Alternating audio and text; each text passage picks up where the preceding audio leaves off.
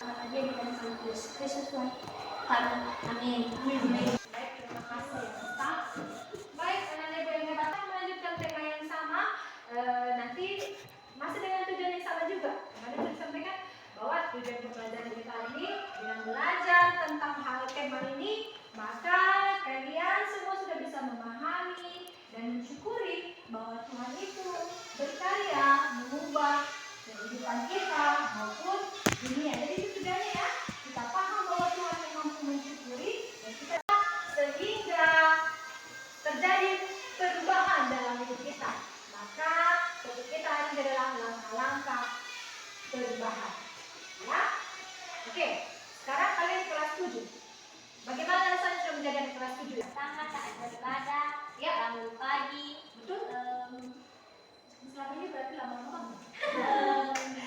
selalu membaca Alkitab. Oh ya, thank you. Silakan duduk kembali. Coba ya, dari bapak-bapak coba. Bapak-bapak, kok ibu saja yang bicara? Bapak-bapak ayo. Bukan ya? Ya, Raymond silakan. Apa rencana untuk bulan depan? Beribadah dan beribadah dengan baik dan meningkatkan sikap yang baik dan selalu berdoa. Wah. Ya, sikap yang lebih biasa tentunya sikapnya harus lebih baik lagi ya. Tidak sembarangan dan lain sebagainya. Jelas seperti ada lagi? Tidak. Sudah diwakili. Oke, baik. Ya, dan bisa jadi dia sering dirayu-rayu. Katanya untuk berubah menjadi lebih baik kita hanya bisa mengandalkan Tuhan saja. Ya. Lalu untuk mencapai perubahan ada berapa langkah yang harus kita tempuh ya? Kita akan coba lihat ya. Apa itu langkah-langkah perubahan yang harus kita lakukan? Yang namanya tidak mau menghadapi hidup, tidak terima kenyataan. Justru seorang remaja Kristen diajarkan untuk selalu berani menghadapi hidup. Istilahnya fight, harus bisa berjuang. Ya, kita tahu bahwa ada tantangan, maka yang kita lakukan adalah berjuang, berani. Pasti ada tantangan dan untuk menghadapi tantangan itu kita harus berani ya. Berani sekalipun banyak peristiwa dalam hidup kita ini ya membuat kita sedih, membuat kita lemah, tapi kita harus sadari bahwa Tuhan yang memampukan, Tuhan yang memudahkan kita untuk menghadapi hidup. Langkah pertama apa? Berani menghadapi hidup. Ya, jangan kamu kecewakan menghadapi hidup. Jangan. Buka mata lebar-lebar dan saya siap menghadapi hidup. Yang kedua, langkah kedua kita itu adalah dan kita menerima diri sendiri. Kita kan punya kelemahan, ya. Tetapi di dalam diri kita juga punya kelemahan. Nah, seorang remaja Kristen yang mau berubah harus bisa menerima kenyataan itu dan menerima dirinya dengan segala kelemahan, dengan segala kelebihan. Lalu selain jujur kepada diri kita sendiri, kita juga harus jujur terhadap apa yang dimiliki oleh orang lain. Kita akui kelebihan orang lain sehingga nanti tidak ada yang namanya iri, dengki, cemburu. Tidak ada itu kalau kita sudah jujur terhadap diri sendiri dan juga jujur kepada orang lain. Lain kata sikap kedua, sikap jujur. Ya. Terima, terbuka ya bahwa ya saya sudah berubah loh, saya sudah remaja, bukan bocil lagi yang pendeknya selutut. Tidak, sudah segini saya mau, sudah tinggi. Berarti kita terbuka terhadap itu, maka hargailah perubahan yang ada di dirimu. Dan kemudian terhadap perubahan yang ada di sekitar kita, kita terima, terbuka untuk setiap perubahan yang ada. Dan mari anak-anak remaja Kristen, anak-anak ibu semua yang hebat, kita manfaatkan segala perubahan yang terjadi itu untuk kebaikan diri sendiri. Iya, ada banyak perubahan yang terjadi. Dari segi teknologi kemarin kita sudah bahas. Mari kita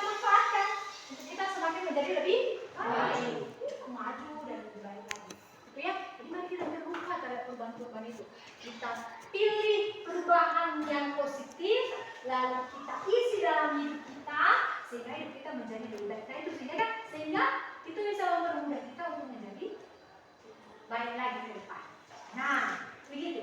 Langkah yang ketiga apa tadi? Bersikap terbuka. Yang keempat, masih ada 2 lagi. Nah, ini dia. Sikap lembut dan baik hati. Kalian baik, yang baik itu kadang-kadang juga tidak baik. Iya kan? Kadang baik, kadang tidak. Yang kita minta adalah Tuhan pimpin kita agar senantiasa kita ini menjadi anak-anak yang baik. Oke, bersikap lembut. Lembut itu bukan berarti lemah gemulai macam apa balon. Bukan ya. Lemah lembut itu artinya kita bersikap dengan memberikan kesempatan kepada diri kita sendiri untuk menjadi bangkit dari keterpurukan. Kita pernah gagal kan? Selanjutnya dari langkah-langkah perubahan ini. Coba, kemarin kita sudah membahas tentang Efesus pasal 4 ya, ayat 17 sampai 32. Sudah kemarin kan? Di pertemuan pertama. Nah ini nanti kembali dari nas itu. Apa yang bisa kita temukan? Coba sekali lagi. Dari nas Efesus pasal 4 ayat 17 sampai 32. Apa saja yang dipesankan oleh firman Tuhan bagi kita? Ya. Coba kata yang bisa dari belakang dulu ya. Kita sudah apa? Kira-kira apa? Ayo. Apa? Yang bawa Alkitab, minggu depan bawa Alkitab ya. Ya. Kita sudah dapat belum? Ada yang sudah dapat? Atau ada yang sudah membuat sebuah rangkuman dari kemarin kan? Pertemuan kemarin ada baca yang masih nggak sudah? Apa kira-kira?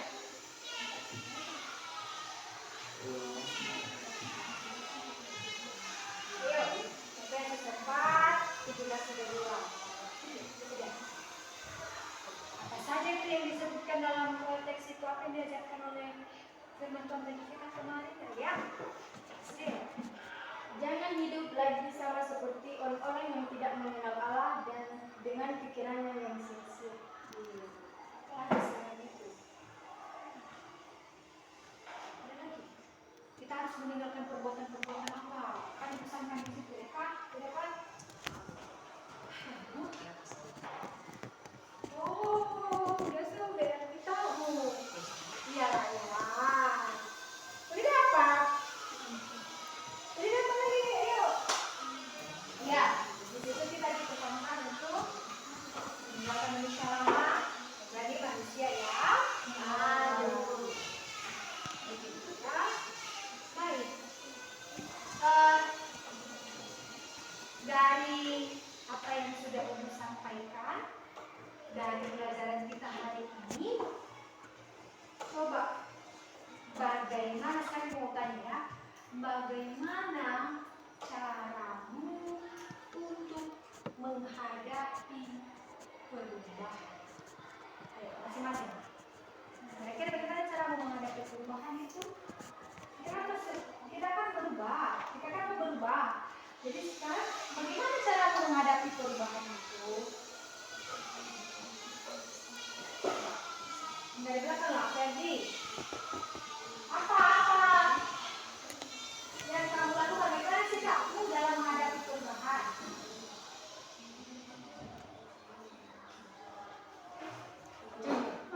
Ya, jujur. Oke, apa lagi? Berani.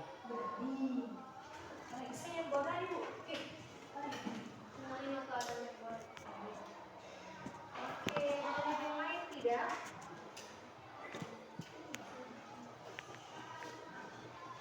Ada lagi? Tidak? Tidak. Baik. Sebelum kita mengakhiri pertemuan ini, tentunya Ibu minta dulu.